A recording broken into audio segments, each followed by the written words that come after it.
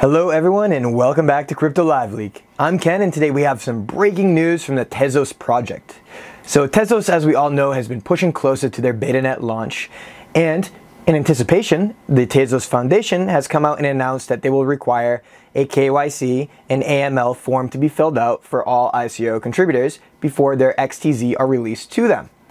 Now this news has actually caused quite a stir within the community. The Tezos community is a quite knowledgeable community in terms of cryptocurrency participants, and it seems they do value their privacy more than some of the other communities I've seen with other ICOs. Now, as you may remember, the Tezos project first held its ICO back in 2017, beginning of July. Now, since then, basically regulations in the US and globally have evolved, and you're starting to see the requirements for KYC documents, passport verification, license verification, be required for all ICO projects, especially for US participants. In some cases, you might even see that you're actually required to be an accredited investor in order to participate. Now, that's not the case with Tezos. So Tezos is just a KYC form and AML documentation.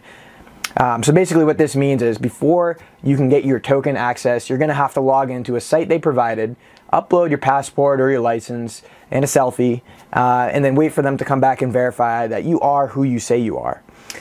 So this can have positive effects, this can have negative effects.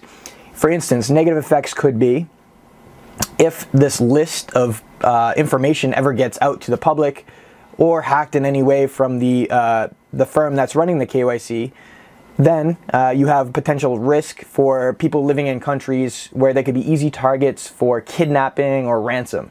As we know, the Tezos community is going to make a lot of new money, new wealth creation. So that could be a risk for someone living in an area that's dangerous. It could also happen within the US. You could just be a target for burglary. You also have a lot of idealists, anarchists that are really into the idea of decentralization and anonymity, which they hope to find within that Tezos project, and this here goes against their key values. It's also troublesome. It also poses some negative effects because this wasn't actually disclosed within the ICO documentation. This is sort of just out of the blue, but it's necessary. Regulations have changed, the environment has changed in the time being since these tokens have been distributed from the ICO. So in the past year, everything has basically changed. We're no longer really in the wild, wild west days of cryptocurrency, and we're going into a more reformed and regulated market. So this leads me into some of the positives that the KYC AML could bring. This could fast-track the coin for listing on certain exchanges, especially within the US, such as Coinbase and Bittrex. We do know that Olaf Carson Wee, who is a board member in the Tezos Foundation, is associated with Coinbase being one of their first employees. This could also have positive effects because you're looking at the $1 billion plus fortune that the Tezos ICO raised. So there were rumors that they were having problems opening bank accounts and actually spending some of that money because of all the red flags that were raised from the lawsuits, the class action lawsuits, and from the fact that they don't have KYC or AML procedures in that money that they raised. So the banks are actually afraid to do business with them. This could sort of fix that issue and allow the Tezos Foundation to go ahead and spend the money they raised during the ICO to support the blockchain project, Tezos. This is, again, something that's breaking news, and I really want to hear what the community has to say. What do you guys that are going through this process, what do you feel? What do you guys and girls that are going through this process, what do you feel the impacts of the KYC AML requirement will have on the price or future of Tezos project?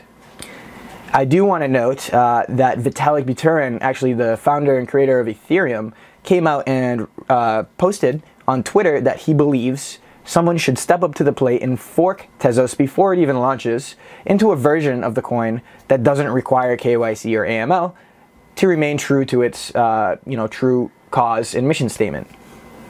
So from that comment, I'm sure everyone has pretty much had that same idea. We've actually already seen 4 different forks emerge, or potential forks emerge of Tezos. So that is N Tezos, Open Tezos, Tez Libre, and Liber Tezos. So we'll go into those certainly in future videos once we know more about them and how to claim them if they do prove to be worth something. But for the time being, let's just keep that on the back burner that This is supposed to be the last blockchain. However, we already see that 4 parties are trying to fork Tezos before it even launches the betanet.